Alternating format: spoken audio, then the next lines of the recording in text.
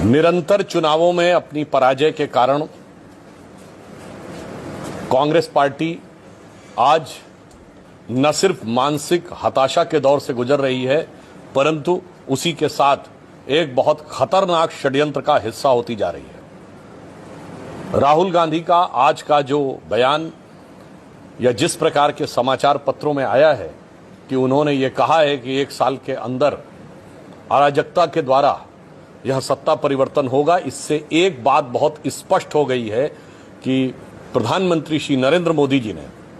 Congress party के लिए जो कहा था कि अब ये कांग्रेस पार्टी नहीं रह गई है, बल्कि मुस्लिम लीगी माओवादी कांग्रेस में तब्दील हो गई है। हाल में संपन्न विधानसभा चुनावों में केरल में मुस्लिम लीग के साथ गठबंधन करके सत्ता में आने वाली कांग्रेस और असम में, यह हम नहीं कह रहे, बदरुद्दीन अजमल ने कहा कि कांग्रेस मुस्लिम लीग बन गई है, यानी मुस्लिम लीग का जो स्टैंप है कांग्रेस पे, यह सिर्फ भारतीय जनता पार्टी नहीं बल्कि अन्य लोग भी स्पष्ट रूप से बता रहे हैं। और अब अराजकता के द्वारा सत्ता परिवर्तन का यह जो दुष्प्रयास है, यह दर्शाता है कि अब वो माओवादी हिंसक अराजक राजनीति की तरफ आगे बढ़ रहे हैं। इसलिए हम ये कह सकते हैं कि इस बयान के द्वारा जो प्रधानमंत्री जी ने कहा था कि कांग्रेस मुस्लिम लीगी माओवादी कांग्रेस हो गई है, वह पूरी तरीके से साफ हो गया है। मात्र कुछ दिन पहले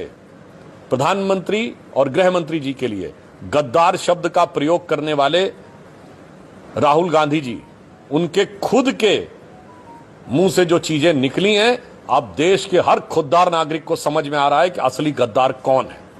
और आज जिस प्रकार के खतरनाक विषबेल भारत के अंदर और भारत की बढ़ती प्रगति को रोकने के लिए फैलाई जा रही है, और ऐसा स्पष्ट रूप से प्रतीत हो रहा है कि कांग्रेस पार्टी उसका हिस्सा बनती जा रही है। मेरा कांग्रेस से सीधा सवाल है कि आप ये सब कुछ विदेशी शक्तियों के साथ गठबंधन में कर रहे हैं, जान के कर रहे हैं, या अनजाने में आप उनके हथियार बन रहे हैं।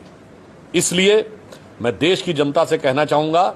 कि कहनी है एक बात मुझे इस देश के पहरेदारों से, संभल के रहना अपने घर में छिपे हुए गद्दारों से।